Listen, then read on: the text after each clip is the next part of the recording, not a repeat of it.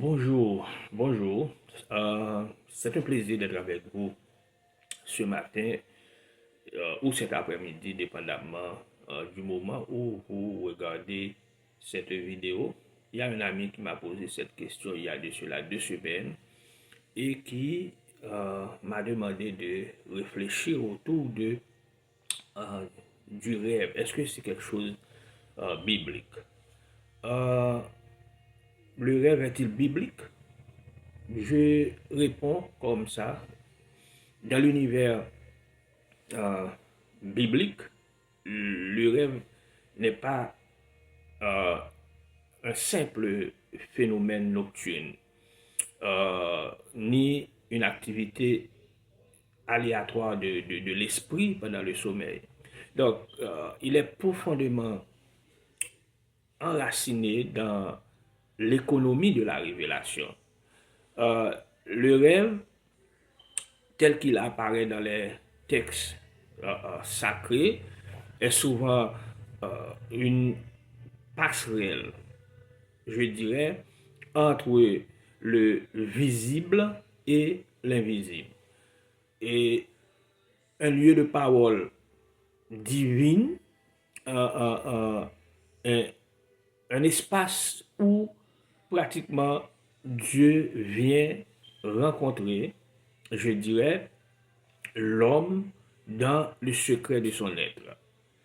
Euh, Loin d'être relégué à la marge de l'expérience humaine, le rêve est une composante essentielle du dialogue entre Dieu et sa créature. Dans les premières pages de la Genèse, nous voyons que le rêve émerge comme un vecteur, si vous voulez, de sens. Par exemple, si l'on prend Joseph. Joseph, c'est un jeune homme qui a été rejeté par ses frères. Euh, il reçoit des songes prophétiques qui annoncent un avenir inattendu. Ce ne sont pas des rêves anodins, je dirais. Donc, ils sont chargés de symboles. Ces rêves sont porteurs d'un message qui dépasse, si vous voulez, le temps immédiat et qui pratiquement suscite la haine autant que l'étonnement. Euh, Dieu se sert des rêves pour esquisser un projet et qu'aucun regard humain ne pourrait anticiper. Et vous allez voir plus tard que Joseph, devenu adulte, il va interpréter les rêves de Pharaon. OK? Il révèle que le rêve biblique ne se limite pas à l'individu croyant, parce que Dieu parle aussi puissant euh, et Dieu utilise le rêve, si vous voulez, pour parler, n'est-ce pas, aux puissants païens. Dieu utilise le rêve pour parler aux rois. Il utilise le rêve pour parler aux étrangers. Et parfois, et le croyant, c'est celui qui en, en déchiffre le rêve. Donc, il y a dans cette dynamique une pédagogie, si vous voulez, divine, qui élargit la révélation au-delà des frontières religieuses. Donc le rêve biblique est toujours orienté. Donc il n'est pas un simple reflet de l'inconscient, comme le suggère plus tard la psychanalyse, mais c'est une parole en marche, hein, c'est une initiative divine qui interroge, c'est une initiative divine qui prépare ou qui avertit. Prenons l'exemple de Jacob. Jacob, ensuite, eh bien, qu'est-ce qu'il voit? Il voit dans son sommeil euh, une échelle dressée entre le ciel et la terre.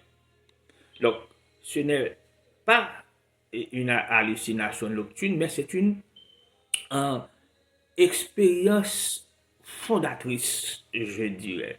Il s'éveille avec la conscience nouvelle que Dieu était là. Et il ne le savait pas. OK? Donc, cette ignorance initiale est significative. Donc, le rêve n'est pas maîtrisé par l'homme, il le dépasse.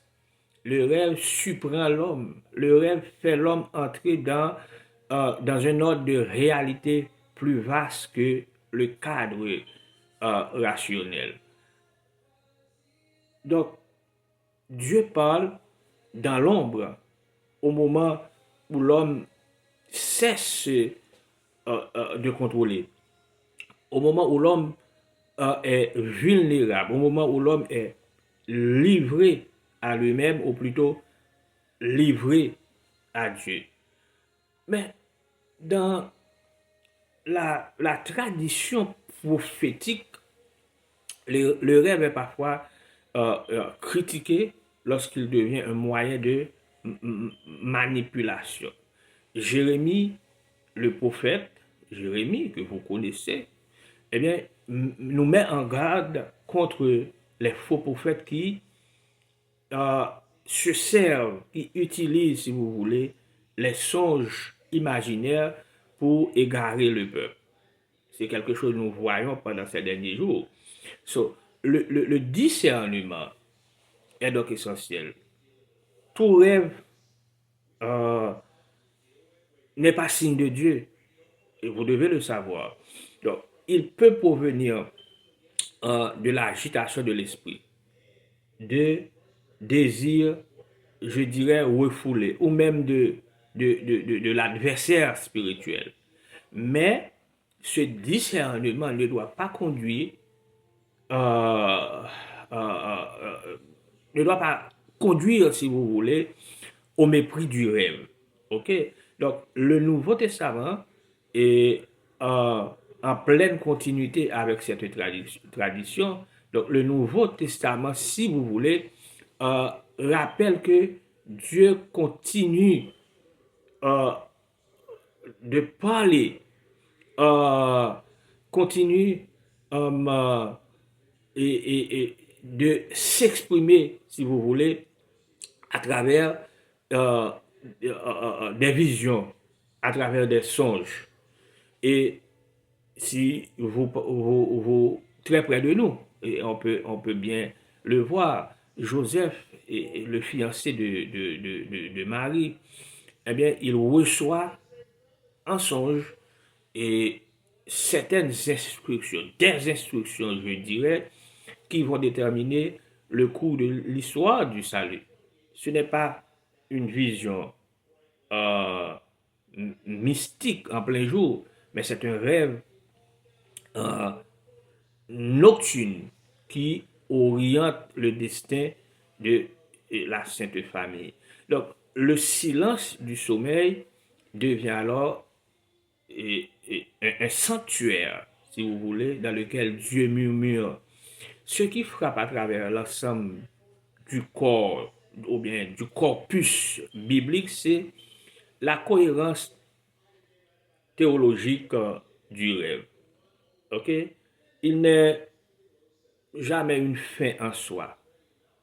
Et c'est un vecteur de mission, une ouverture vers une parole plus grande. Je dirais une préparation de l'action.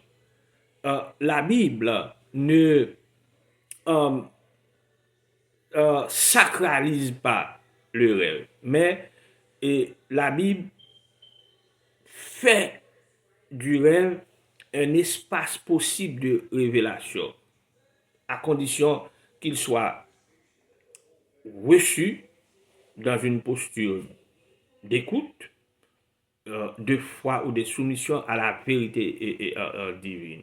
Donc, le rêve biblique s'inscrit dans une dialectique. Il vient de l'intérieur, mais il transcende l'individu. Il touche à l'intime, mais ça oriente vers le collectif. So, le rêve naît dans le sommeil, mais pousse à réveiller autrement. Donc, dans une perspective biblique, le rêve n'est ni une pathologie, ni une fantaisie, il est euh, une visitation, si vous voulez. Il oblige l'homme à s'interroger. Il oblige l'homme à écouter plus finement, plus profondément. Et ça pousse à se réveiller autrement. Et je dirais, le rêve pousse l'homme à se questionner, à discerner dans le silence des images ce que l'esprit veut dire à nous autres, à l'Église, ok, et à chacun de nous.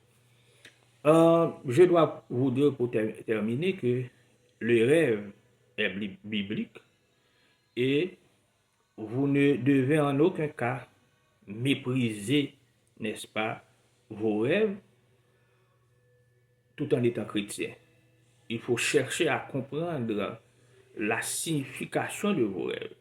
Est-ce que les rêves, ce sont des rêves qui sont significatifs ou du moins c'est des rêves ordinaires? Je vous laisse là. Je vais continuer, n'est-ce pas, cette étude et la semaine prochaine, toujours dans le rêve pour vous permettre, n'est-ce pas, d'avoir une idée claire de ce que dit la Bible à propos. Que le Seigneur vous bénisse. Bonne semaine.